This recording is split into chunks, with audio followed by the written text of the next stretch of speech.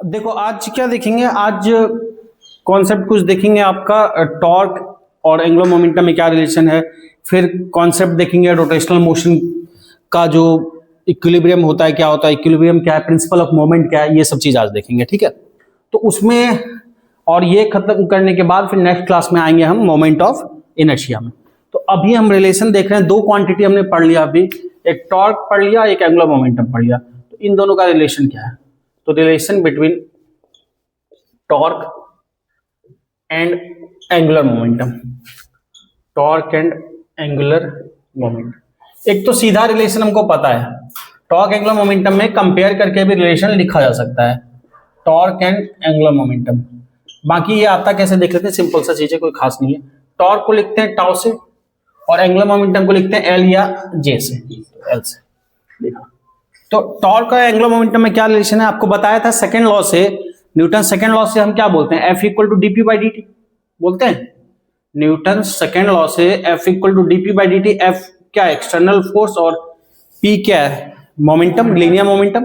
तो force equal to क्या बोलते हैं, चेंज इन लीनियर मोमेंटम। इसी तरह से जब रोटेशन में बोलेंगे इसी का इक्विवेलेंट, तो फोर्स का इक्विवेलेंट क्या होता है, टॉर्क। रोटेशन सीधा चलाने के लिए फोर्स चाहिए, घुमाने के लिए टॉर्क चाहिए, सिंपल सा बात। वहां पे है लीनियर मोमेंटम, यहां क्या होगा एंगुलर मोमेंटम, तो डीएल बाई डी टी। ये तो सिंपल हमको समझ में आता है कि यही आना चाहिए प्रूफ, और यही आएगा भी, ठीक है ना। पर हम इसमें देखेंगे कि ये कैसे आता है, तो बहुत नॉर्मल सा है, कोई खतरनाक बात नहीं है। दो फॉर्मूला हमने टॉर्क का देखा था, क्या, एक आर क्रॉस एफ, और एक एंगुलर मोमेंटम का क्या देखा था, L equal to R cross P. दो चीज देखा था। तो इसका सिंपल सा छोटा सा प्रूफ है, देख लेते हैं। वी नो, देखो वी नो लिख रहे हैं, आई नो नहीं, हाँ तो ख्याल रखना। तो L equal to R cross P, ठीक है, एल इक्वल टू क्या है आर क्रॉस पी। दोनों मुझे डीएल बाई डी टी चाहिए, दोनों साइड डिफरेंशिएट कर देते हैं, differentiating both sides, differentiating both sides with respect to T. मुझे डीएल बाई डी टी चाहिए, दोनों साइड टाइम के रिस्पेक्ट में डिफरेंशिएट कर दिया, तो क्या लिखेंगे DL by D T, DL by D T equal to D इसका डिफरेंशिएशन। और डिफरेंशिएशन कैसे करेंगे, दो क्वांटिटी प्रोडक्ट में प्रोडक्ट रूल लगाते हैं, कैसे, एक बार एक का डिफरेंशिएशन लिखते हैं, दूसरे को कांस्टेंट मानते हो बाहर, फिर दूसरे का डिफरेंशिएशन एक को ये लिखते हैं, तो क्या लिखेंगे DL by D T, DL by D T equals to, एक बार क्या किया आर को बाहर किया, तो क्या लिखेंगे डीपी बाई डी टी, ये, और क्रॉस है तो क्रॉस है, क्रॉस का सिंबल है, क्रॉस का है, आर को बाहर किया, वेक्टर आर को, वेक्टर आर प्लस, अगली बार क्या करेंगे पी को बाहर करेंगे, तो D R by D T, P को बाहर क्रॉस पी, ये लिखेंगे। अब एक बात बताओ, अभी थोड़ी देर पहले भी जिक्र किया था, डीपी बाई डी टी क्या होता है, फर्स्ट लॉ से फोर्स होता है, सॉरी न्यूटन सेकंड लॉ से फोर्स होता है, न्यूटन सेकंड लॉ से डीपी बाई डी टी क्या हो जाता है, फोर्स हो जाता है। तो डीपी बाई डी टी की जगह एक एफ लिख सकते हैं, तो लिख सकते हैं आर क्रॉस एफ, सिंपल। और इधर लिखोगे R D T, D R by D T. अब एक बात जरा सिंपल से हमको बताना, R D T linear momentum को क्या बोल सकते हैं, मास इंटू वेलोसिटी बोल सकते हैं मैकेनिक्स में, मास इंटू वेलोसिटी। तो उसको लिख सकते हैं मास इंटू क्या लिखेंगे वेलोसिटी। और एक बात बताओ, D R by D T भी कुछ होगा क्या, डायरेक्टली देख क्या, velocity, rate of change of displacement क्या होगा वेलोसिटी। तो ये हो जाएगा, पी को लिख सकते हैं ये, और D R by D T को हम लिख सकते हैं V, D R by D T की जगह पे। तो D R by D T की जगह पे लिखा ये, और पी की जगह पे लिखा ये। अब एम कांस्टेंट बाहर कर दें, एम कांस्टेंट बाहर कर दें, तो एक बात बताओ, अच्छा आर क्रॉस एफ कुछ होता है क्या, आर क्रॉस एफ कुछ होता है, बहुत सुंदर खतरनाक बोलता है बालक, आर क्रॉस एफ, बैंड बजा दो। टॉर्क पढ़े थे ना, torque equal to T equal to R cross F नहीं पढ़े हैं, क्या करते हो, लिखे भी हैं, एल इक्वल टू, अच्छा थोड़े पहले बताए भी हैं। टॉर्क इक्वल टू क्या होता है आर क्रॉस एफ, और प्लस एम कांस्टेंट होगा, बाहर करेंगे तो एम बाहर करेंगे, क्रॉस प्रोडक्ट वेक्टर का ही होता है, तो वी क्रॉस बी बोलेंगे, और वी क्रॉस बी क्या होगा, वी क्रॉस बी क्या होगा, ए क्रॉस ए क्या होता है, और ए डॉट ए नहीं वो भी ए डॉट ए इज कर रहेगा, वो तो सर जीरो क्या कर, हाँ ए क्रॉस ए क्या फॉर्मूला होता है, simple A B sine theta, A का मैग्नीट्यूड बी की जगह भी ए है, सेम चीज के बीच क्या एंगल बनता है 0 डिग्री, और जहां इनका 0 डिग्री का क्या होता है 0 ही होता है, साइन 0 का 0, तो ए क्रॉस ए क्या होता है 0, तो वी क्रॉस बी क्या होगा 0, तो सिंपली क्या होगा dl by D T equal to क्या आ गया t, तो यही हो गया क्या, torque equal to change in angular momentum, simply differentiate किया और कुछ नहीं। बात समझ में आया, तो नोट डाउन कर लो फिर बात करते हैं। अब दो देखो इक्विलिब्रियम होता है, इक्विलिब्रियम क्या होता है जरा समझते हैं। केमिस्ट्री वगैरह में तो पढ़े हुए इक्विलिब्रियम, यहाँ फिजिक्स का इक्विलिब्रियम है। यहाँ इक्विलिब्रियम का मतलब इस चैप्टर में, अलग अलग चैप्टर में देखेंगे, अलग थर्मोडायनेमिक्स जब पढ़ेंगे तो वहाँ इक्विलिब्रियम का मतलब कुछ और होगा। यहाँ इक्विलिब्रियम का मतलब है ऑब्जेक्ट के अपने इनिशियल पोजीशन में होने से, मतलब कि ऑब्जेक्ट का जैसा कंडीशन है वैसा ही होने से, रुका है तो रुका रहे, या अगर सीधा चल रहा है स्ट्रेट लाइन में तो स्ट्रेट लाइन में ही चलता रहे, रुका है तो रुका रहे, या फिर रोटेट कर रहा है तो जैसे रोटेट कर रहा है उसी तरीके से करता रहे, ना उसकी स्पीड बढ़े ना रोटेशन का स्पीड घटे, एक जैसा ही रोटेशन कर रहा हो या फिर रुका हुआ हो। उसी तरह से एक जैसा या तो फोर्स लग रहा हो, मतलब या तो एक जैसा सीधा जा रहा हो या फिर रुका हुआ हो। तो दो तरह के इक्विलिब्रियम की बात करते हैं यहाँ मैकेनिक्स में, ये ब्रांच मैकेनिक्स है। तो आपका एक होता है लीनियर इक्विलिब्रियम और एक होता है रोटेशनल इक्विलिब्रियम, सीधे चलने का इक्विलिब्रियम और एक रोटेशनल का इक्विलिब्रियम। दो इक्विलिब्रियम के बारे में हम बात करेंगे, एक लीनियर इक्विलिब्रियम, एक रोटेशनल इक्विलिब्रियम। लीनियर का मतलब क्या है, लीनियर का मतलब होता है कि लीनियर सीधा चलाने के लिए क्या चाहिए, फोर्स चाहिए। तो लीनियर इक्विलिब्रियम का मतलब है नेट फोर्स क्या हो जाए, जीरो हो जाए। नेट फोर्स जीरो मतलब net external force zero, total net external force क्या हो जाए, जीरो हो जाए। हम ऑब्जेक्ट किस में बोलेंगे, लीनियर मोशन में। सीधा चलाने के लिए क्या चाहिए, फोर्स चाहिए। और रोटेशनल इक्विलिब्रियम क्या बोलेंगे, जब ऑब्जेक्ट पे लगने वाला नेट टॉर्क क्या हो जाए, जीरो हो जाए। नेट टॉर्क, टॉर्क भी ये एक्सटर्नल, ये नेट टॉर्क क्या हो जाए, जीरो हो जाए। अब एक बात समझो, सीधा चलने के लिए नेट फोर्स जीरो हो जाए और रोटेशन के लिए नेट टॉर्क जीरो हो जाए। नेट फोर्स जीरो होने का ये मतलब कहीं से नहीं है कि फोर्स नहीं लग रहा, इसका मतलब है फोर्स क्या हो रहा है, एक दूसरे को बैलेंस कर रहा है।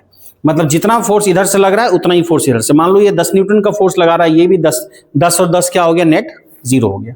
ठीक, अगर नेट फोर्स जीरो होगा तो ऑब्जेक्ट क्या होगा तुम्हारा, कि ऑब्जेक्ट किस में बोलेंगे, लीनियर इक्विलिब्रियम में है। और नेट टॉर्क जीरो होगा तो क्या बोलेंगे, रोटेशनल इक्विलिब्रियम में। अब मैं अलग अलग टाइप के एग्जाम्पल दे रहा हूं, जरा चीजों को ध्यान से समझना।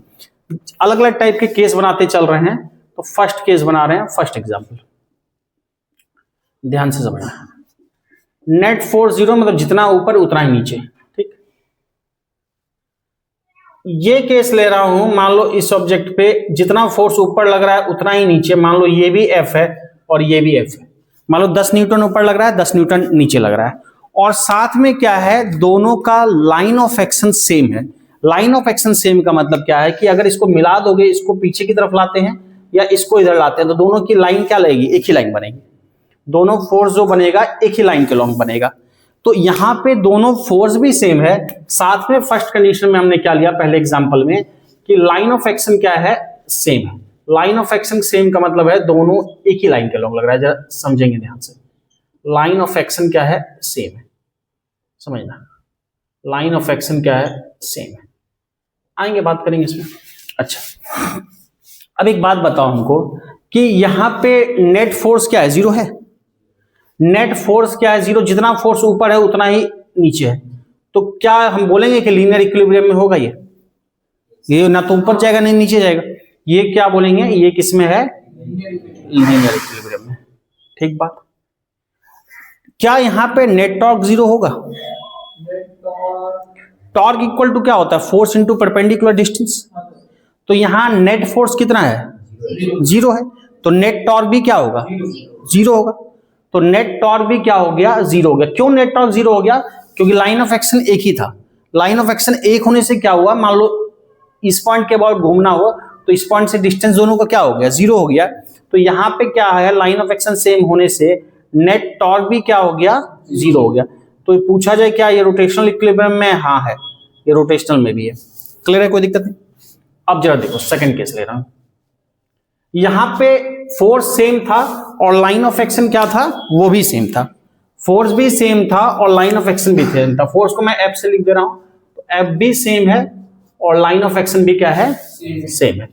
अब मैं सेकंड केस ले रहा हूं, एफ भी सेम लूंगा पर लाइन ऑफ एक्शन अलग लूंगा। क्या बोलना चाह रहे हैं जरा समझो। एफ सेम है,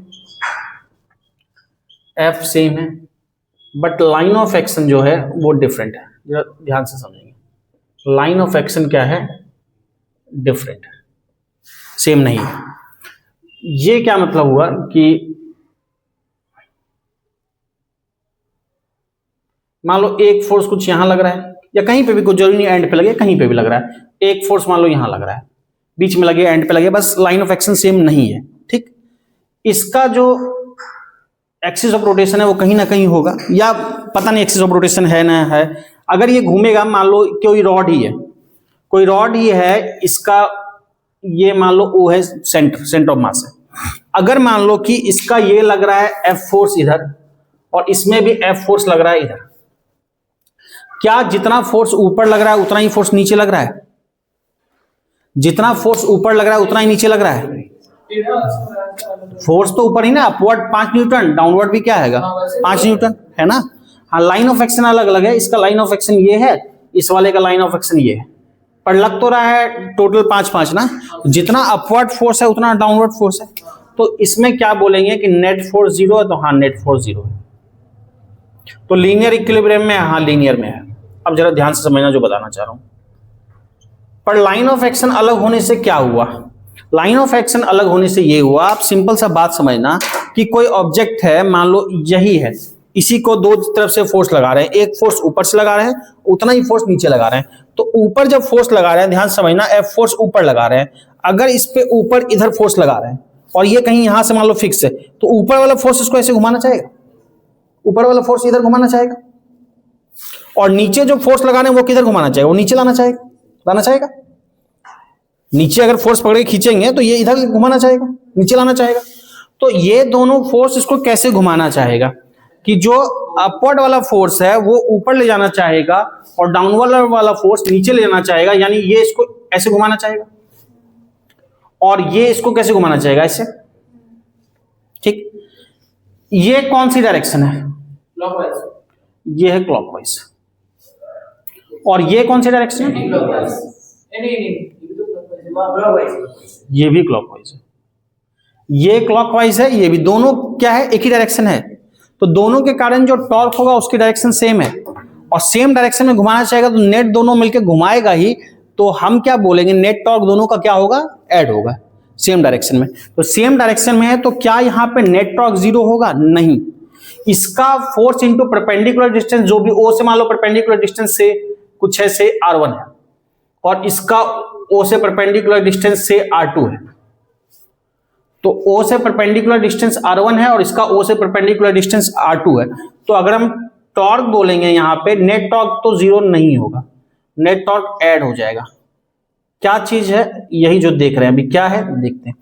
ये force into perpendicular distance, axis of rotation कहीं ना कहीं यहां होगा, यहां से मान लो F इंटू, या सेंटर ऑफ मास वहां है तो उसके बाद घूमना चाहेगा, F इंटू क्या बोलेंगे, R1, और इसके कारण क्या बोलेंगे, फोर्स उससे डिस्टेंस F इंटू R2।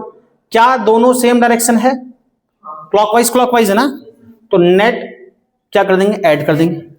तो जो भी वैल्यू होगा कुछ मिलेगा ना सम करके, F into R1 plus R2 कुछ मिलेगा ना। तो नेट टॉर्क जो मिला, टॉर्क नेट टॉर्क या समेशन टॉर्क का टॉर्क नेट टॉर्क जो मिला हमको, क्या मिला, F into R1 plus R2 मिला। तो नेट टॉर्क 0 तो नहीं मिला ना, 0 नहीं मिला, यानी नेट टॉर्क होगा। नेट टॉर्क 0 होगा, मतलब ये रोटेशनल इक्विलिब्रियम में नहीं होगा। बात समझ में आ रही है, not in rotational equilibrium, not in rotation, यानी लाइन ऑफ एक्शन अलग हो गया, भले ही फोर्स सेम था, रोटेशनल इक्विलिब्रियम नहीं हुआ। यहां पे अगर निकालोगे तो फोर्स इंटू परपेंडिकुलर डिस्टेंस, और force into perpendicular distance, axis of rotation यहां है मान लो O से, तो क्या हो जाएगा, ये तुम्हारा दोनों एक दूसरे, दोनों का लाइन ऑफ एक्शन फोर्स का एक ही है ना, तो दोनों फोर्स एक दूसरे को क्या कर देगा, कैंसिल कर देगा। बात समझ में आ रही है? अच्छा अच्छा, ये क्या क्या होगा, तीनों में क्या क्या होगा जरा समझना। इस वाले में क्या होगा, ये कहीं नहीं जाएगा, बस ऐसे कैसे पड़ा रहेगा पहले केस में।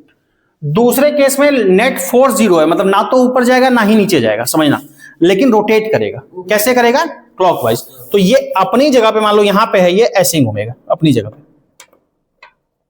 बात समझ में आ रही है? ठीक, तीसरा केस बना रहे हैं, ध्यान समझना, थर्ड। अब एफ भी अलग करते हैं, समझना, एफ डिफरेंट, एफ डिफरेंट, ठीक, एफ अलग करते हैं।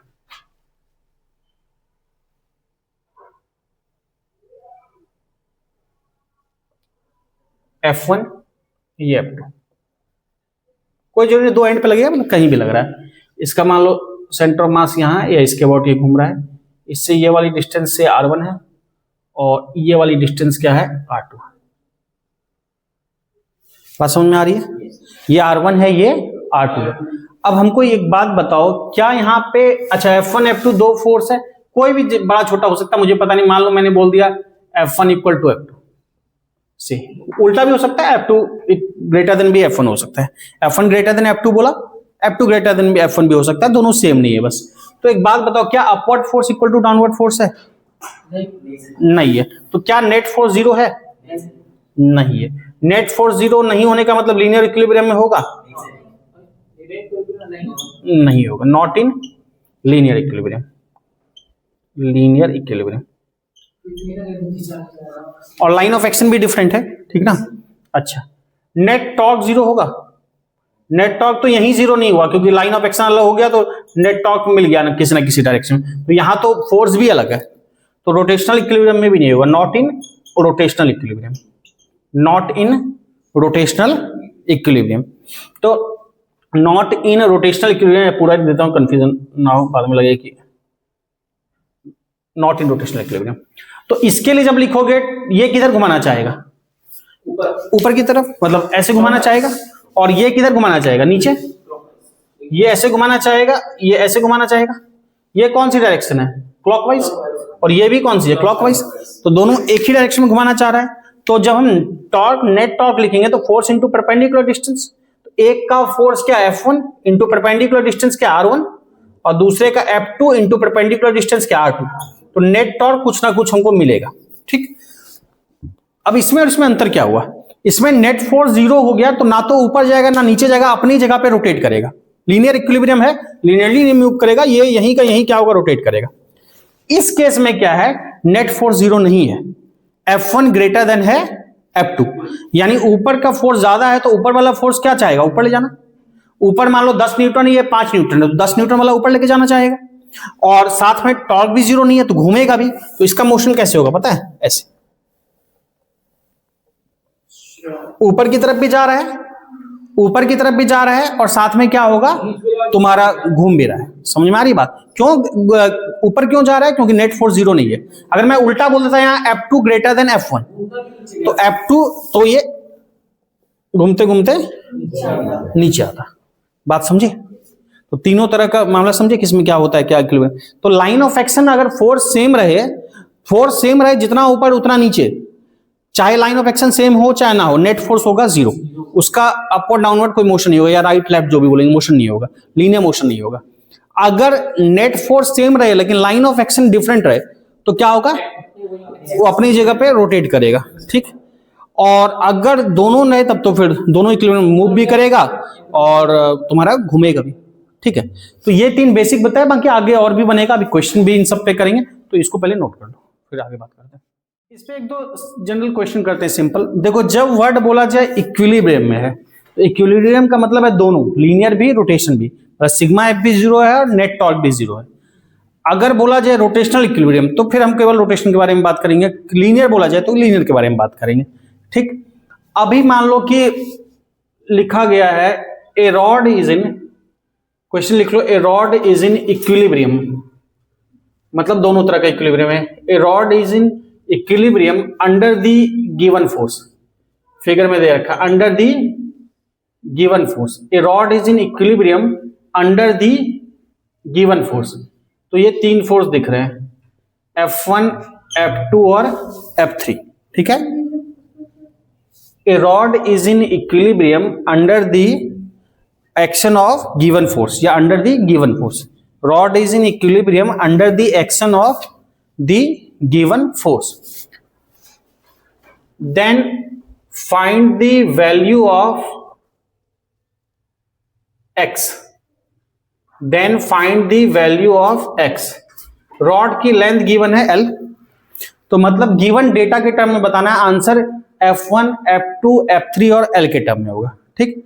एक रॉड इक्विलिब्रियम में है जिसकी लेंथ रॉड की क्या गिवन है, कैपिटल L गिवन है। तुमको F1, F2, F3 फोर्स दिख रहा है, कैसे लग रहा है, तुमको बताना है x कितना है। बता पाओगे? देखो देखो देखो, इसमें दो तीन कॉन्सेप्ट बताना है। एक तो सिंपल सा क्वेश्चन है, अगर बोला गया रॉड इक्विलिब्रियम में है, अच्छा पहला इक्विलिब्रियम में मतलब नेट फोर्स भी जीरो है और नेट टॉर्क भी जीरो। नेट फोर्स का मतलब क्या, upward force equal to downward force. Upward क्या क्या लग रहा है, F1 लग रहा है, F2 लग रहा है, यानी F1 plus F2 equal to क्या बोलेंगे, F3। ये लीनियर इक्विलिब्रियम हो गया। इक्विलिब्रियम का मतलब है दोनों टाइप का इक्विलिब्रियम, एक तो ये हो गया, दूसरा रोटेशनल इक्विलिब्रियम भी बोला गया। तो रोटेशनल इक्विलिब्रियम, इक्विलिब्रियम का मतलब रोटेशन भी। अब रोटेशन के लिए क्या करोगे ना, कोई अगर सिस्टम इक्विलिब्रियम में, समझना, तो उसका हर पॉइंट इक्विलिब्रियम में होगा। मान लो ये A है, ये B है और ये पॉइंट जहां लग रहा है मान लो O है। अगर कोई सिस्टम इक्विलिब्रियम में है, इसका मतलब क्या है, उसका हर एक पॉइंट इक्विलिब्रियम में, यानी हर एक पॉइंट रोटेशनली क्या है, इक्विलिब्रियम में है। यानी नेट टॉर्क अगर हम बोलेंगे तो हर एक पॉइंट के अबाउट टॉर्क जीरो होगा। टॉर्क A के भी अबाउट जीरो है, O के भी अबाउट जीरो है, B के अबाउट भी जीरो है। हम किसी के कर सकते हैं डिपेंडिंग अपॉन क्वेश्चन में हमको कितना डेटा गिवन है। क्वेश्चन में हमको कितना डेटा गिवन है, जैसे मैं यहां पे लिख रहा हूं, जरा समझना, ये क्वेश्चन में एज अ क्वेश्चन ही नहीं से और भी कॉन्सेप्ट कवर होंगे तो इसलिए करा रहा हूं। मान लो मैंने किसी के अबाउट जीरो कर दिया, टॉर्क A के अबाउट, A के भी कर सकते थे, O के भी कर सकते थे, B के भी कर सकते थे। बोलो कौन सा करेंगे, तीनों कर सकते हैं। अब जरा समझो क्या बताना चाह रहा हूं। अगर मैं A के अबाउट टॉर्क जीरो करता हूं तो F1 से A का परपेंडिकुलर डिस्टेंस कितना है, F1 से A का परपेंडिकुलर डिस्टेंस जीरो, तो इसको नहीं देखेंगे। टॉर्क जीरो होने का मतलब क्या होता है कि anti clockwise torque equal to क्या होगा, क्लॉकवाइज टॉर्क। तो यानी ये वाला समझो, ये किधर घुमाना चाहेगा, इधर घुमाना चाहेगा, F2 इधर, और F3 किधर घुमाना चाहेगा, ये कौन सी डायरेक्शन है, हाँ बोलो। जैसे F3 नीचे लग रहा है पूरा, तो मैं कैसे जज करेंगे कि F3 क्लॉकवाइज मुड़ाएगा कि एंटी क्लॉकवाइज मुड़ाएगा? हम किसके अबाउट टॉर्क देख रहे हैं, A के अबाउट। अगर A के अबाउट हम घूमना सोच रहे हैं, समझो अगर हम सोच रहे हैं कि A के अबाउट घुमाना है, अगर A के अबाउट घूमने को हम सोच रहे हैं तो A के अबाउट घूमने के लिए इस पॉइंट से है, इस पॉइंट से नीचे लग रहा है, इस पॉइंट से किधर आना होगा, ऐसे आना होगा। A पॉइंट से घूमने के लिए इस पॉइंट पे नीचे लग रहा है ना, A इधर है ना, तो इसके लिए इधर आना पड़ेगा। ये कौन सी डायरेक्शन हुई, क्लॉकवाइज। और ऊपर वाले पॉइंट को A की तरफ घुमाने के लिए, इधर घुमाने के लिए किधर आना पड़ेगा, ऐसे आना पड़ेगा, यानी एंटी क्लॉकवाइज। समझ रहे हो इस बात को। तो जिस पॉइंट, चूंकि टॉर्क जीरो कर रहे हैं, टॉर्क है ही नहीं, तो हम हर पॉइंट के अबाउट टॉर्क जीरो कर सकते हैं, A के अबाउट भी, B के अबाउट भी, O के अबाउट भी। जब मैं B के अबाउट करूंगा टॉर्क, तो फिर इसको इधर भी देखूंगा कि ये इधर जितना घूम के घुमाना चाहे, दूसरा वाला उतना ही उल्टे डायरेक्शन में घुमा के बैलेंस कर दे। समझ पा रहे हो। मैं A के अबाउट सोच रहा हूं जीरो, तो मतलब A के अबाउट ये जितना घुमाना चाह रहा होगा, ऊपर वाला भी उल्टे डायरेक्शन में उतना ही घुमाना चाह रहा होगा, नतीजा क्या होगा, कहीं नहीं घूमेगा। जैसे आप दरवाजे का हैंडल है, मान लो दरवाजे का हैंडल जिधर अंदर जहां पे है उसी पोजीशन में बाहर भी है, जिस पोजीशन में अंदर है उसी पोजीशन में बाहर से भी है। कोई 10 न्यूटन से अंदर से खींच रहा है, कोई 10 न्यूटन से बाहर से खींच रहा है, क्या होगा, दरवाजा अपनी जगह रहेगा, नहीं खुलेगा। क्यों, क्योंकि नेट टॉर्क भी जीरो है। ये जिधर घुमाना चाह रहा है क्लॉकवाइज, दूसरा भी एंटी क्लॉकवाइज। या फिर अगर नेट फोर्स भी जीरो है, 10-10 लगा रहा है, तब net force zero, net torque भी जीरो है, ना तो घूमेगा नहीं। ठीक, एक ऐसा भी हो सकता है कि दरवाजे का हैंडल, मान लो दरवाजा ये है, दरवाजा ये है, इसका हैंडल अंदर की तरफ यहां है और बाहर की तरफ यहां है। समझ लो, अंदर की तरफ यहां है, समझना, अंदर की तरफ यहां है और बाहर की तरफ यहां है। तो अगर हम सेम फोर्स लगाएंगे तो दोनों के कारण टॉर्क सेम नहीं होगा। मान लो घूम रहा है इसके अबाउट, दरवाजा मान लो इसके अबाउट घूम रहा है, ये मान लो दरवाजे का फिक्स पॉइंट है, दरवाजा ऐसे इसके अबाउट घूम रहा है, ऐसे, ठीक, तो दरवाजा इसके अबाउट घूम रहा है, तो कोई इधर से पकड़ के खींच रहा है और कोई इस साइड से पकड़ के खींच रहा है। अगर इक्वल फोर्स से खींच दे तो फोर्स इंटू परपेंडिकुलर डिस्टेंस इसका और फोर्स इंटू परपेंडिकुलर डिस्टेंस अंतर आ जाएगा। समझ में आ रही है बात? नहीं समझ पा रहे इस चीज को? देखो, ये मान लो दरवाजा है, ये दरवाजा है, इसके अबाउट ये घूम रहा है, मान लो इसके अबाउट फिक्स है। ठीक, तो इसके अबाउट फिक्स है। जरा बात समझना कि कोई 10 न्यूटन से यहां से खींच रहा है, हैंडल यहां है, तो इसका टॉर्क क्या बोलोगे? 10 इंटू ये परपेंडिकुलर डिस्टेंस। मान लो ये से आसानी के लिए मैं बोल देता हूं ये 5 है, तो 10 इंटू 5 कितना टॉर्क होगा? 50।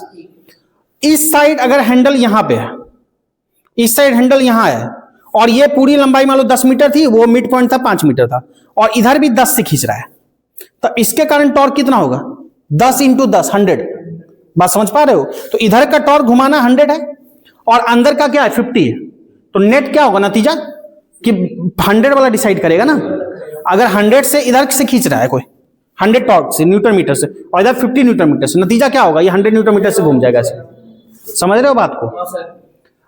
अब अगर बराबर एक ही जगह पे 10 न्यूटन से मान लो यहां से खींचे और 10 न्यूटन से इधर से भी खींचे, सेम जगह पे हैंडल है, तो दोनों के कारण टॉर्क क्या होगा? बैलेंस होगा। नेट फोर्स भी 0 है, नेट टॉर्क भी 0 है। अच्छा, ऐसे घुमाने के लिए टॉर्क ही देखेंगे। ठीक है, दूसरा मान लो कोई यहां से खींच रहा है, ये यहां से खींच रहा है, मान लो से 10 न्यूटन से खींच रहा है और 5 मीटर का ये है, 10 न्यूटन से खींच रहा है, 5 मीटर ये, तो 10 बचे कितना होगा? 50, 50 न्यूटन का मीटर का टॉर्क। और कोई मान लो यहां पे खींच रहा है 5 न्यूटन से, कोई 5 न्यूटन से खींच रहा है और ये लंबाई 10 है, इसके कारण टॉर्क क्या होगा? 50। अब घूमेगा। कोई मान लो ये लेंथ पूरा 10 मीटर है, ये लेंथ पूरा 10 मीटर है, इसका मान लो मिड पॉइंट मान लिया 5 मीटर, जो यहां दिख रहा है ये। ठीक, कोई यहां से पकड़ के खींच रहा है 10 न्यूटन से मिड पॉइंट से, तो कितना टॉर्क होगा? 10 इंटू 5 50। और कोई इस एंड पे खींच रहा है, वो 5 न्यूटन से खींच रहा है, तो इसके कारण टॉर्क क्या होगा? 5 इंटू 10 50। दोनों टॉर्क इक्वल हुआ ना, भले लाइन ऑफ एक्शन अलग है पर टॉर्क तो बराबर हो गया ना। और क्लॉकवाइज एंटी क्लॉकवाइज क्या दरवाजा घूमेगा? नहीं घूमेगा। नेट टॉर्क अब भी 0 है। तो टॉर्क 0 या फोर्स इंटू फोर्स का केवल नहीं, फोर्स इंटू परपेंडिकुलर डिस्टेंस का प्रोडक्ट इक्वल इन अपोजिट होना चाहिए। एक क्लॉकवाइज ले जाए, एक एंटी क्लॉकवाइज ले जाए। बात समझ रहे हो उस चीज को? तो मैं जब किसी चीज को इक्विलिब्रियम में कहता हूं, इसको इक्विलिब्रियम मतलब ये हर पॉइंट के अबाउट इक्विलिब्रियम में है, ये घूम ही नहीं रहा, तो इसका कोई भी पॉइंट नहीं घूम रहा, इसका कोई भी पॉइंट नहीं घूम रहा। मैं किसी भी एक पॉइंट को उठा के उसके बाद टॉर्क 0 कर रहा हूं। बोलोगे यही क्यों किया? आप ओ कर दो, बी कर दो, मैं जो समझाना चाह रहा हूं उस पे आओ। तो मान लो ए के अबाउट टॉर्क 0 किया, ये किधर ले जाना चाहेगा? एक को अगर घुमाना चाहेगा तो इधर ले जाना पड़ेगा इसको क्लॉकवाइज, और इसको कितना ले जाना पड़ेगा? Anti clockwise. अगर मैं नहीं बोल रहा हूं घूम रहा है, तो मतलब दोनों का टॉर्क क्या है? बैलेंस। तो टॉर्क मैं लिखूंगा torque due to F3 force into perpendicular distance. क्या लिखोगे? F3 into X, F3 into X equal to क्या लिखेंगे? F2 into L, force into perpendicular distance. F1 क्यों नहीं लिखे? क्योंकि F1 उसी लाइन पे है, उसके लिए परपेंडिकुलर डिस्टेंस 0 है। तो यहां पे इस केस में x इक्वल टू क्या हो जाएगा? F2 bye F3 into L होगा। तो x ये डिस्टेंस होगी। बात समझे? अब एक बात समझना, आप बोलोगे कि ठीक है यही क्यों किया, आप ओ कर लेते, ठीक है हम कर लेते, पर हमको निकालना x है ना, हमको निकालना x है, तो हम इसका सिलेक्शन किए। अच्छा, बोलोगे टॉर्क ही निकालना था, तो ये तो सीधा हमारा हो ही गया, फिर ऊपर वाला क्यों लिखे? ऊपर वाला क्यों लिखे? हम क्यों लिखे? इसकी कोई जरूरत नहीं है। यहाँ हमको केवल टॉर्क चाहिए था, हम इतने से भी कर सकते थे।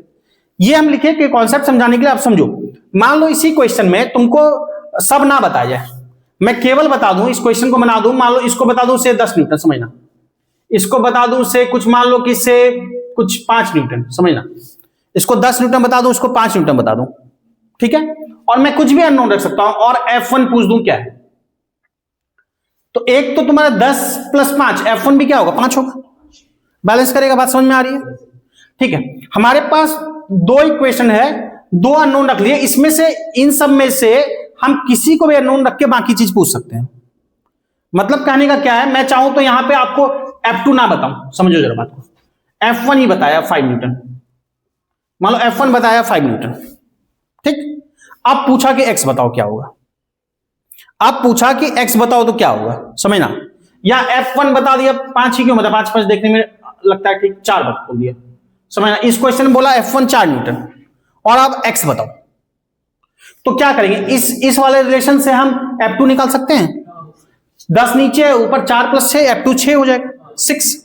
तो F2 पहले निकाला, इससे 6, और फिर इसमें F2 6 है और F3 कितना है, 10 है। 6/10 इंटू L, L मान लो 5 दे दिया, तो 6/10 इंटू 5, L मान लो 5 दे दिया, 6/10 इंटू 5 कितना हो जाएगा, 3। तो x कितना होगा, 3 मीटर।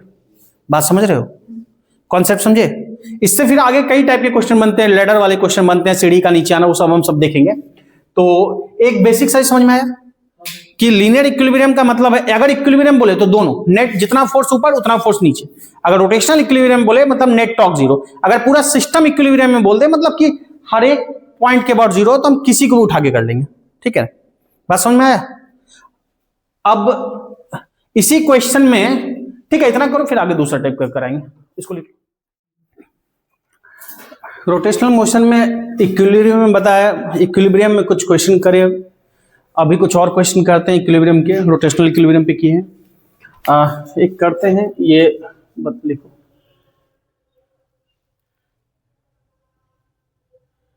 एक रॉड है, इस तरह से लगा है। अगर रॉड को सिंपली दीवार पे ऐसे मतलब इधर से कहीं वेल्ड वगैरह नहीं किए हैं, रॉड को ऐसे कर दिए सपोर्ट, तो ये रॉड नीचे गिर जाएगा। तो इसको पकड़ने के लिए एक रस्सी जोड़ दिए, एक रस्सी को जोड़ दिए इस एंड पे, ये रॉड है। पूरी रॉड यूनिफॉर्म रॉड है, मतलब एक जैसी है, एक यूनिफॉर्म रॉड है। तो ए यूनिफॉर्म रॉड, क्वेश्चन लिख लो, of mass m, a uniform rod of mass m, इसका टोटल मास दिया है m, uniform rod of mass m is attached with the string, रस्सी से बंधा हुआ है, is attached to the string, attached to the string as in figure, attached to the string as in figure, as in figure, ठीक। आपको बताना है find tension in the string, find tension in the string, find tension in the string। जैसा figure में दिखाया गया उसी according ये एंगल थीटा है, तो स्ट्रिंग का टेंशन बताना है इस केस में। अच्छा, फ्रिक्शन वगैरह की बात नहीं की गई है, तो फ्रिक्शन लेस है, मतलब कि रॉड और वॉल के बीच में कोई फ्रिक्शन नहीं लग रहा, ठीक है ना। तो लिख लो, क्या बोले तो हमको भुला दी बालिका, क्या बोले, मास m is attached with the string as in figure, जैसा फिगर में दिया है। Find tension in the string, string का टेंशन बताना है। यहां पे जितना भी कांटेक्ट हो रहा है वो सब क्या है, फ्रिक्शनलेस है, ठीक है। तो फ्रिक्शन को नहीं कंसीडर करना, सिंपल सा ये बात है। तो मुझे नॉर्मली बता दो, अगर ये रॉड इस तरह से अटैच है, टिका हुआ है, तो यहाँ टेंशन की क्या वैल्यू होगी स्ट्रिंग में, ठीक। ट्राई करो। रॉड का लेंथ देने की जरूरत नहीं है क्वेश्चन में, इसलिए नहीं दिया, बिना उसके भी काम हो जाए। कुछ एज्यूम कर लो, बाद में हट जाएगा। तो ट्राई करो, 1 मिनट का टाइम दे रहा हूँ, सोचो। देखो इसमें फोर्स क्या क्या लग रहा है, पहले वो सोचो। सबसे पहले स्ट्रिंग है, खींच रही है, तो क्या लगेगा, टेंशन लगेगा। टेंशन क्या रखता है, अवे फ्रॉम दी बॉडी, तो रस्सी इधर खींच रही है रॉड को संभालने के लिए, तो टेंशन क्या लग गया, ऐसे लग गया, ठीक। और कोई फोर्स लगेगा, रॉड का वजन, नॉर्मल तो कंप्रेस कर रहा है, यहाँ कंप्रेस नहीं कर रहा, बस इससे टिका हुआ है। तो एक तुम्हारा इसका वेट लगेगा, वेट क्या लगेगा, वर्टिकली डाउनवर्ड, और वेट कहां लगता है, सेंटर ऑफ मास पे, तो वेट लगेगा mg बीच में रॉड के। रॉड की टोटल लेंथ क्वेश्चन में नहीं गिवन है, चूंकि जरूरत नहीं थी। अभी कुछ एज्यूम कर लो, फाइनल आंसर में नहीं दिखना चाहिए। तो टोटल लेंथ हमने मान लिया l, टोटल लेंथ हमने मान लिया l, तो सेंटर ऑफ मास कहां होगा, आधी लेंथ पे, तो सेंटर ऑफ मास होगा कहां पे, आधी लेंथ पे। यानी अगर मैंने टोटल l माना है, तो सेंटर ऑफ मास होगा l/2 पे। पहले बताओ ये क्लियर है। अब रॉड अपनी पोजीशन पे, यानी रॉड क्या है, इक्विलिब्रियम में है। अच्छा, टेंशन है, तो टेंशन और mg दोनों अलग अलग डायरेक्शन में, दोनों एक दूसरे के अलोंग कुछ नहीं है। तो टेंशन किसी अलोंग है, तो टेंशन के 2 कंपोनेंट लिए जा सकते हैं। एक कंपोनेंट एंगल के साथ वाला क्या होता है, कॉस, और दूसरा साइन। तो टेंशन का इधर कंपोनेंट क्या आ जाएगा, t cos थीटा, और दूसरा कंपोनेंट क्या आ जाएगा, t sin थीटा। ये 2 कंपोनेंट होगा, ठीक। अब एक बात समझो, चूंकि रॉड रेस्ट में है तो ये हर पॉइंट के अबाउट टॉर्क क्या होगा, जीरो होगा, सेम होगा। हर मतलब टॉर्क, नेट टॉर्क क्या होगा, बैलेंस होगा। नेट टॉर्क बैलेंस होगा। आप अगर रॉड इस पोजीशन में रेस्ट में है तो किसी भी पॉइंट के अबाउट, मान लो इस पॉइंट को ओ लिखा, इसके अबाउट बोलो, या इस पॉइंट को मान लो बी लिखा, इसके अबाउट बोलो, या ये सेंटर वाले पॉइंट को मान लो ए लिखा, तो किसी भी पॉइंट के अबाउट टेंशन क्या होगा, सॉरी टॉर्क क्या होगा, जीरो होगा। तो हम टॉर्क किसी के अबाउट निकाल लेते हैं। हम मान लो टॉर्क कर लेते हैं ओ के अबाउट। अगर ये टिका हुआ है तो टॉर्क क्या होगा, नेट टॉर्क जीरो होगा। तो यहां पे torque about O equal to zero, यानी समेशन ऑफ टॉर्क मतलब नेट टॉर्क क्या होगा, जीरो। नेट टॉर्क का मतलब क्या होता है, क्लॉकवाइज टॉर्क और एंटी क्लॉकवाइज टॉर्क। तीन तरह के हॉरिजॉन्टल वर्टिकल में रिजॉल्व किया तो तीन तरह के फोर्स दिख रहे हैं। एक mg वर्टिकली डाउनवर्ड, एक t sin theta vertically upward, और एक क्या दिख रहा है, t cos थीटा। तीन दिख रहा है।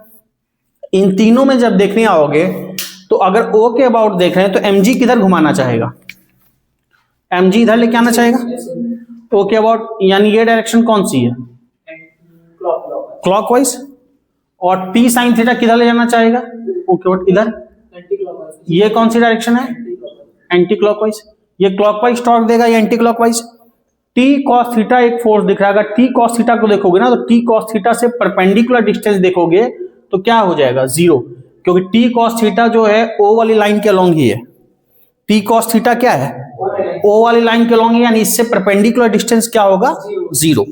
कोई पॉइंट किसी एक्सिस पे है, मान लो से एक्स एक्सिस पे एक पॉइंट है और मैं बोलूं इसका O से परपेंडिकुलर डिस्टेंस, तो क्या होगा, जीरो होगा, उसी लाइन पे।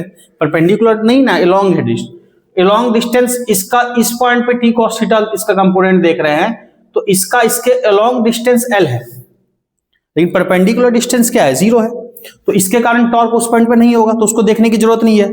यानी दो टॉर्क देगा, एक ये टॉर्क देगा, ये कौन सा टॉर्क दे रहा है, क्लॉकवाइज, और ये दे रहा है एंटी क्लॉकवाइज, यानी क्लॉकवाइज टॉर्क इक्वल टू क्या होगा, एंटी क्लॉकवाइज टॉर्क। तो mg के कारण टॉर्क लिखेंगे O के अबाउट, तो mg force into perpendicular distance. Perpendicular distance क्या है, l/2, सेंटर ऑफ मास पे लग रहा है mg। इससे परपेंडिकुलर डिस्टेंस O से कितना है, l/2। और t sin थीटा का परपेंडिकुलर डिस्टेंस क्या है, t sin थीटा का O से परपेंडिकुलर डिस्टेंस क्या है, वहां से वो बनेगा अंडररूट t sin थीटा। इतना खतरनाक नहीं है, बोलो वाला। t sin थीटा ऐसे लग रहा है, इसको मान लो कुछ मान लिया से y एक्सिस, इसका O से परपेंडिकुलर डिस्टेंस क्या है, ये है, तो ये l है ना, वो परपेंडिकुलर डिस्टेंस थोड़ी है ये। और हम निकाल रहे हैं O के अबाउट, तो O से परपेंडिकुलर डिस्टेंस, तो t sin थीटा का लाइन ऑफ एक्शन ये ऐसे लग रहा है, इसका परपेंडिकुलर डिस्टेंस ये है ना, l। तो परपेंडिकुलर डिस्टेंस क्या हो गया, l। तो यहां पे सिंपली l और l कैंसिल हो जाएगा, इसलिए क्वेश्चन में l की जरूरत नहीं थी। ठीक है, तो t इक्वल टू सिंपली क्या आ जाएगा, mg/2 और साइन थीटा इधर आ जाएगा, यानी mg/2 इंटू साइन थीटा। पहले बताओ ये क्लियर हुआ, तो ये आपके क्वेश्चन का आंसर हो गया। ठीक है, इसको नोट डाउन कर लो। यहाँ पे हम लोग ऐसा नहीं कर सकते कि क्या? t sin theta into l is equal to mg into l/2। mg into क्या बोला, l/2। जैसे अभी ये जो हम लोग इसको ऐसे नहीं कर सकते क्या, तुम बोल रहे हो t sin theta into l equal to, मतलब mg और वो जो l है, ये पूरा l/2 की जगह l बोल रहे हो। हाँ, उसमें सर एक minute, force into perpendicular distance बोलते हैं ना, तो t sin थीटा फोर्स कहां लग रहा है, b पे लग रहा है, और उसका पॉइंट O से परपेंडिकुलर डिस्टेंस कितना है, l है। अगर O के अबाउट देख रहे हैं, mg वेट कोना पे थोड़ी लगता है, वेट कहां मानते हैं, पूरा सेंटर ऑफ मास पे। किसी ऑब्जेक्ट, तुम mg अगर यहां लगा दे रहे हो मतलब तुम बोल रहे हो इस पूरी रॉड का मास b पे है। इस रॉड का पूरा मास अगर कहीं मानना है तो वो एक ही पॉइंट होगा, सेंटर ऑफ मास। तो पूरी रॉड का मास कहां है, इसके बीच में, l/2 पे है। रॉड का मास b, अगर तुम l डिस्टेंस ले रहे हो मतलब पूरा का रॉड का मास तुम मान रहे हो b पॉइंट पे। ठीक है ना, चलो एक और क्वेश्चन लिखो। लैडर टाइप का, इस टाइप का क्वेश्चन पूछा जाता है, क्या देखते हैं, इससे आपको फोर्स लिखना भी आएगा। लिखो, ए यूनिफॉर्म लैडर, सीढ़ी, ए यूनिफॉर्म सीढ़ी मतलब uniform ladder, uniform ladder of length l a uniform ladder of length L and L rest against a uniform ladder of length L rest against rest कर रहा है, rest against against the frictionless, rest against the frictionless wall, rest against the frictionless wall, यानी ladder सीढ़ी और wall के बीच में friction नहीं लग रहा, rest against the frictionless wall full stop. The floor is rough, the floor is rough, floor जो दिया है वो रफ है, floor is rough मतलब फ्रिक्शन है फ्लोर पे, वॉल पे नहीं था। Rough and coefficient of static friction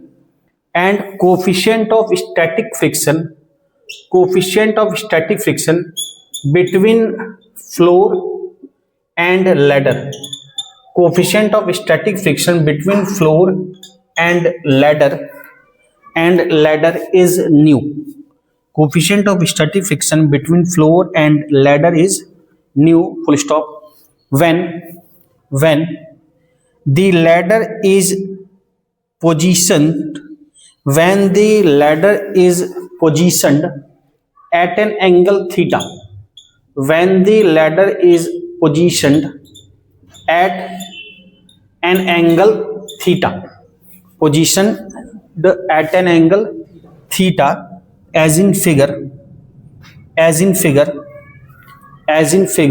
comma it is just about to slip,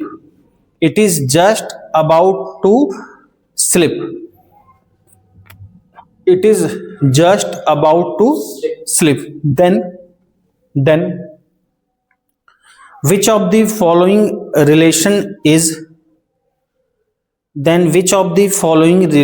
is correct, तो इनमें से कौन सा रिलेशन करेक्ट होगा।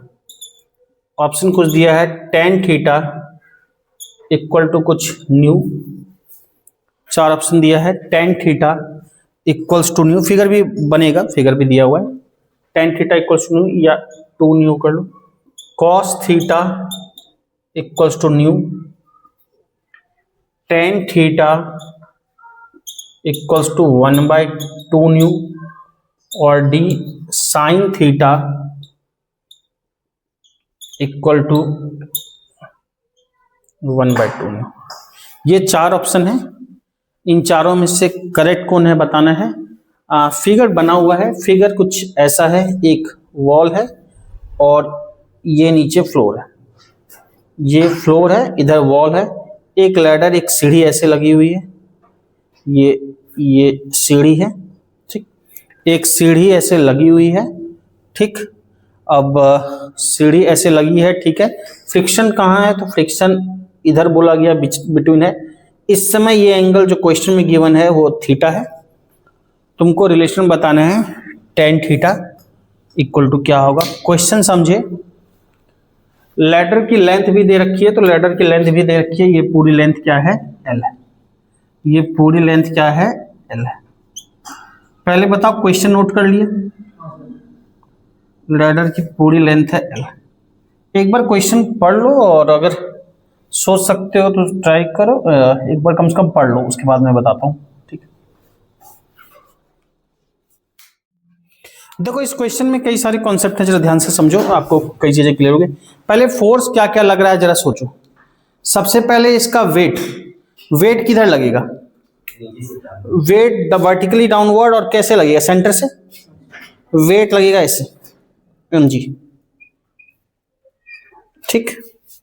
और ये जो mg लगेगा, ये लेंथ कितनी होगी, L/2, तो इधर नीचे भी लेंथ L/2 होगी, ऊपर भी L/2 होगी, तो ये वाली जो लेंथ है, ये लेंथ कितनी हो जाएगी, ये लेंथ हो जाएगी L/2, या ऊपर भी जो लेंथ है वो क्या हो जाएगी, L/2, ये मिड पॉइंट हो जाएगा। तो ये तो ठीक है, देखा। और कोई फोर्स लगेगा, अब देखो यहाँ पे जस्ट पहले की तरह दीवार को छुआ नहीं है, दीवार को कंप्रेस कर रहा है। अगर सीढ़ी टिकी है ना ऐसे, तो सीढ़ी दीवार को दबा रही है, कहाँ कहाँ दबा रही है, एक इधर दबा रही है और एक यहाँ दबा रही है, एक यहाँ दबा रही है, एक यहाँ दबा रही है। तो जो कंप्रेस कर रही है, ठीक है ना, तो कंप्रेस करेगी, तो ये जो कंप्रेस करेगी वो ऐसे करेगी, ध्यान रखो। अच्छा, ये फिगर थोड़ा सा ऐसे बनता तो ज्यादा बेटर था, ये पूरा का पूरा ये ऐसे होता है, दोनों में फर्क है। क्योंकि जब ऐसे दबाएगी ना पूरा का पूरा, तो नॉर्मल रिएक्शन कैसे लगेगा, नॉर्मल रिएक्शन ऐसे लगेगा कंप्रेशन के अगेंस्ट। नॉर्मल रिएक्शन, इसको मान लो N1 नाम दे दिया या N2 नाम दे दिया, जो दिया मान लो N2 नाम दे दिया ऊपर को, तो नॉर्मल रिएक्शन लगेगा कंप्रेशन के अगेंस्ट। एक बात बताओ, जो दीवार को ऐसे दबाएगा ना ये पार्ट में, तो नॉर्मल रिएक्शन कैसे लगा, कंप्रेशन के अगेंस्ट इस तरह से लगा, ठीक बात। अच्छा, और कहीं पे नॉर्मल रिएक्शन लगेगा, नीचे भी कंप्रेस कर रहा है, नीचे कैसे दबा रहा है, ऐसे, नीचे ऐसे दबा रहा है तो नॉर्मल रिएक्शन कंप्रेशन के अगेंस्ट लग जाएगा, ऐसे कंप्रेस हो रहा है तो नॉर्मल रिएक्शन लग जाएगा ऐसे। इसमें जो लगा वो हमने कुछ बोल दिया, मान लो N1, ठीक। और कोई फोर्स, यहाँ पे फ्रिक्शन नहीं है वॉल के बीच में, तो यहाँ तो फ्रिक्शन नहीं लगेगा, लेकिन नीचे सीढ़ी की क्या टेंडेंसी होगी कि सीढ़ी सिंपली स्लिप करेगा। सीढ़ी सिंपली, ये ऐसा रखा है सीढ़ी मान लो इस तरह से, ये ऐसे इधर जाना चाहेगा, मतलब ये वाला पार्ट जो नीचे वाला पार्ट इधर खिसकना चाहेगा, नीचे इधर खिसकेगा, सीढ़ी नीचे आता जाएगा। तो ये वाला पार्ट जो नीचे इधर खिसकेगा और नीचे लग रहा है फ्रिक्शन, अगर ये इधर खिसकेगा तो फ्रिक्शन क्या होगा, नहीं खिसकने देना चाहेगा, तो खिसकेगा इधर साइड, तो फ्रिक्शन किधर लगेगा, इस तरफ फ्रिक्शन लगेगा, लेफ्ट साइड। हमने बोला F लग रहा है। पहले बताओ, इतनी सारी फोर्स क्लियर है। अब ये बोला गया क्वेश्चन में जस्ट अबाउट टू स्लिप की कंडीशन है, मतलब इससे ज्यादा अगर इंक्लाइंड हो जाए या कुछ हो जाए तो क्या होगा, स्लिप करने लगेगा।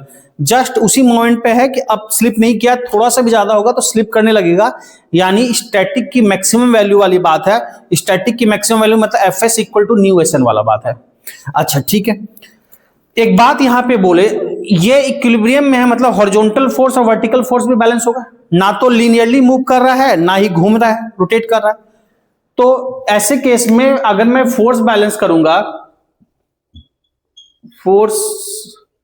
फोर्सेस अगर मैं फोर्स बैलेंस करूंगा या फोर्स बैलेंस, तो हॉरिजॉन्टल फोर्स हॉरिजॉन्टल के साथ और वर्टिकल वर्टिकल के साथ, तो कौन सा हॉरिजॉन्टल डायरेक्शन में लग रहा है, N2 और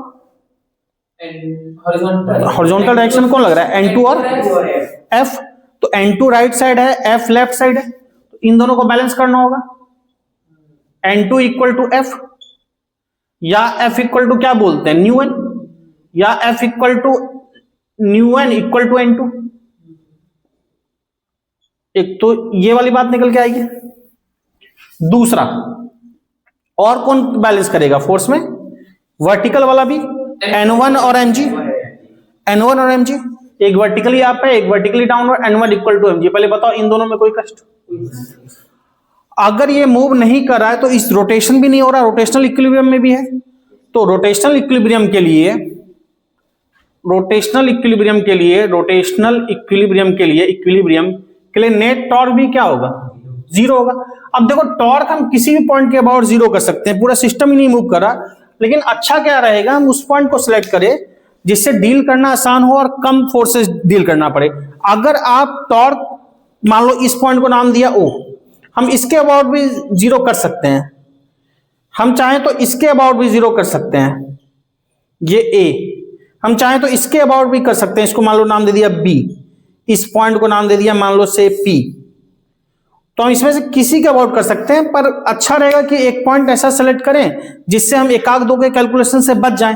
तो हम टॉर्क किसी के अबाउट जीरो कर सकते हैं, इस एंड A या B मूव नहीं कर रहा, तो यहां पे मैं किसी के अबाउट मैंने टॉर्क अबाउट A जीरो किया।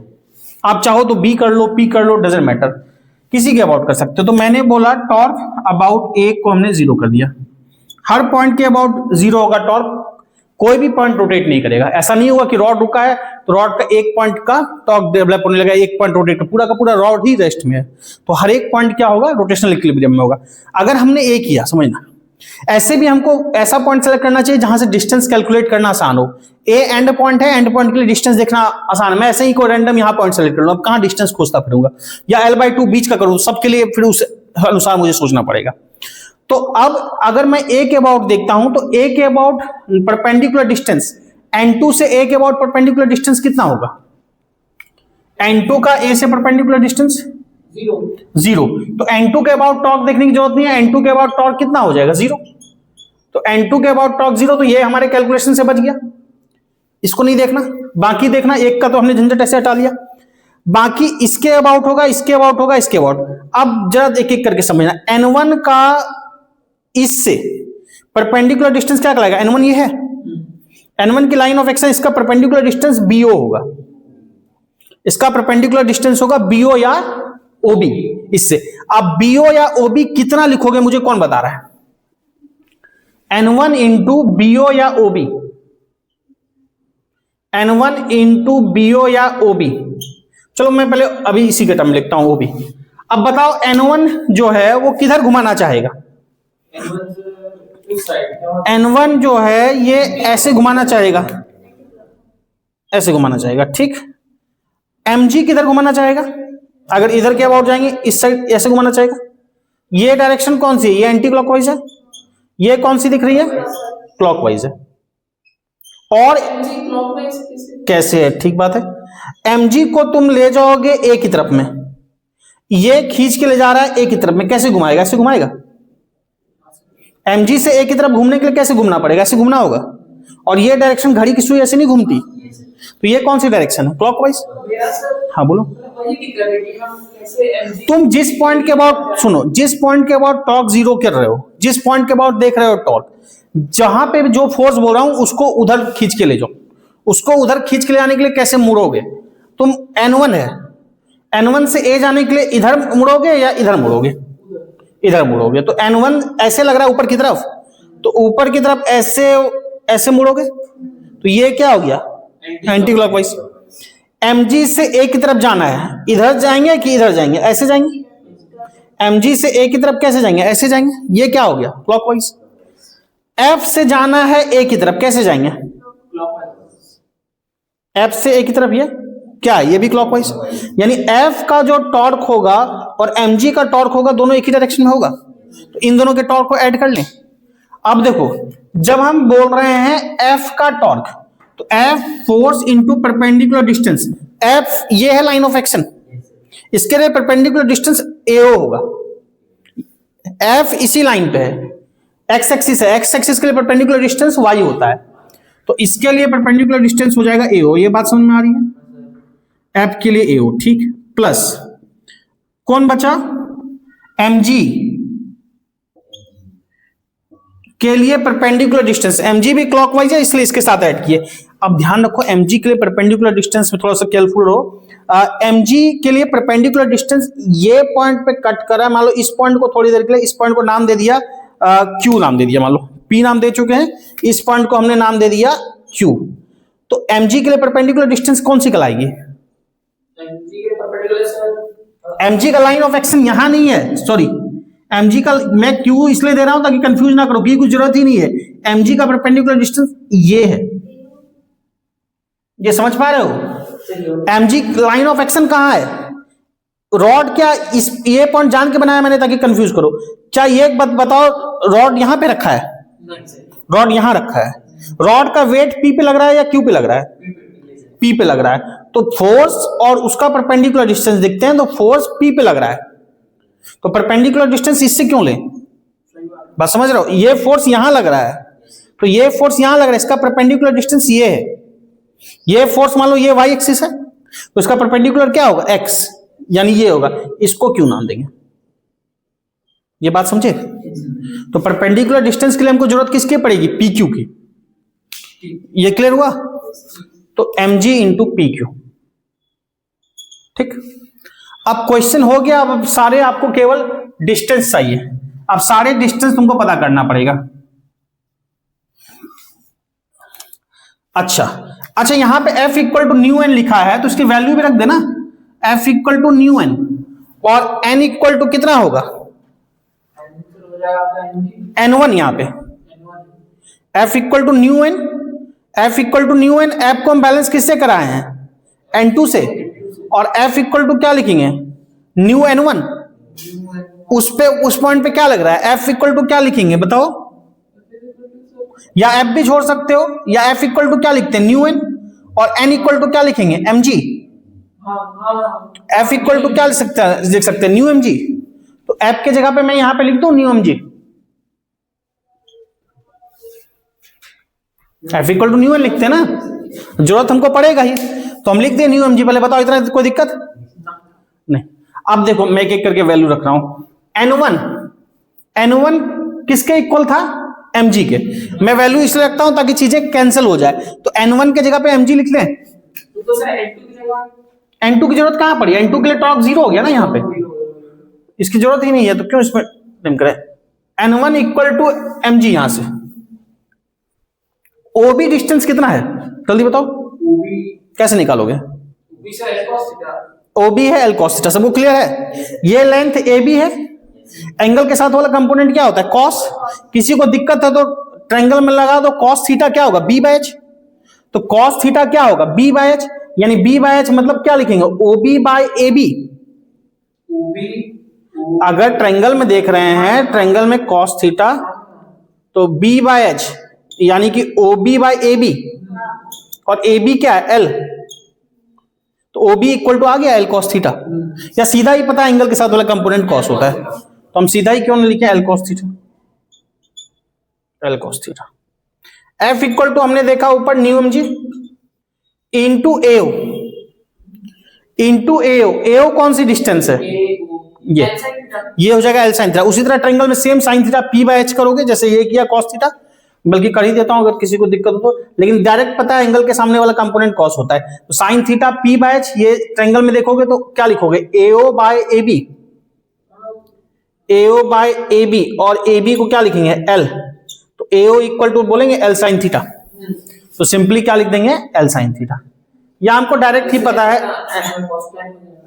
तो एंगल के साथ वाला हमको पता है क्या होता है कॉस, दूसरा साइन। अब ध्यान रखो पी क्यू कैसे निकालेंगे, पी क्यू कैसे निकाल सकते हो सर, वो जो थीटा है हाँ वो ऊपर के भी थीटा होगा सर। क्यों थीटा होगा, ये थीटा है, ये 90 है, ऊपर वाला एंगल कितना होगा, ऊपर वाले साइड की होगा ये 90 माइनस थीटा होगा सर। हाँ बोलो, जो एंगल QPA है हाँ QPA थीटा ही रहेगा सर। वो भी थीटा होगा, वहां से भी देख सकते हो, ये भी थीटा होगा। QPA क्या होगा, ये थीटा होगा, क्योंकि ये लाइन इसके पैरेलल है, ये लाइन इसके पैरेलल, और ये कट करा तो ये थीटा, तो ये भी थीटा, ये भी ऐसे भी सोच सकते हो। तो L/2 ये लेंथ, आधी लेंथ क्या होगी L/2 होगी। ये आप डायरेक्ट समझो तो ज्यादा अच्छा बात है, वो सीधा थीटा ले लो, या 90 माइनस जैसे लेना चाहो, ये थीटा। ये लेंथ कितनी है, ये वाली लेंथ, ये लेंथ L/2 है, कोई दिक्कत।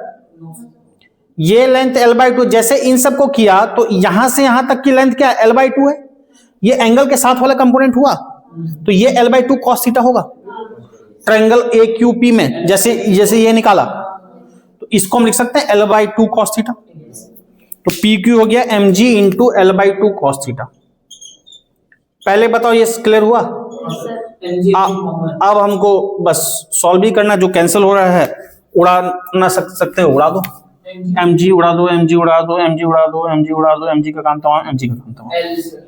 L भी जा रहा है, L भी जा रहा है, L भी जा रहा है, उड़ा दो। अब जितना बच गया देखो, cos थीटा और उधर क्या है न्यू साइन थीटा, और उधर क्या है cos थीटा बाई 2। इधर cos थीटा और इधर क्या है cos थीटा बाई 2। इधर लाओगे cos theta minus cos theta by 2, क्या हो जाएगा cos थीटा में cos थीटा बाई 2 सब्ट्रैक्ट करेंगे, कितना होगा, बहुत सुंदर। cos थीटा में cos, बहुत खतरनाक खतरनाक आंसर बोल रहे हो। cos थीटा में L/2 cos थीटा करना है ना सर। L कैंसिल नहीं हुआ, cos थीटा में cos थीटा बाई 2 करेंगे तो कितना होगा, उसमें कैलकुलेट भी कर रहे हो, x माइनस एक्स बाई 2 क्या होगा x बाई 2, तो cos theta minus cos theta 2, cos theta by 2। बहुत कष्ट हो रहा है तो cos थीटा को कॉमन ले लो, 1 माइनस 1/2 1/2, तो कितना आ जाएगा cos थीटा बाई 2। अच्छा न्यू भी था ना इधर, equal to mu sine theta, equal to mu sine theta, यानी कि cos theta by 2 equal to क्या बोलोगे mu sine theta, equal to mu sine theta. यानी साइन थीटा से इधर लाओगे तो क्या होगा टेन थीटा, cos थीटा को इधर लाओगे तो sine theta by cos theta होगा। इसको इधर लाएंगे sine theta by cos theta होगा टेन थीटा, और न्यू को इधर ले जाओगे इक्वल टू 1/2 न्यू, तो tan theta equal to 1/2 mu आया। पहले बताओ क्लियर हुआ। तो ये तो ठीक है, एक पर्टिकुलर पार्ट पूछा गया कि टेन थीटा बताओ। इस कॉन्सेप्ट को ही समझना है कि कैसे नॉर्मल रिएक्शन लिखा, कैसे परपेंडिकुलर डिस्टेंस लिखा। इसमें अलग अलग टाइप के क्वेश्चन फॉर्मेट हो जाते हैं, पैटर्न यही है। कभी मान लो इसमें से फोर्स ही पूछ दिया गया कि अननोन की N1 बता दो, N2 बता दो। अब इनमें से हम यूज करते हुए N1 बता सकते हैं, N2 बस टॉर्क का कॉन्सेप्ट इसका लगाएंगे, या रॉड की मास पूछ दी, बाकी सब चीज बता दिया, या रॉड का लेंथ पूछ दिया, बाकी सारा डेटा दे दिया। तो समझ में आया कैसे रिजॉल्व करेंगे, कैसे देखेंगे, नोट कर लो उसको।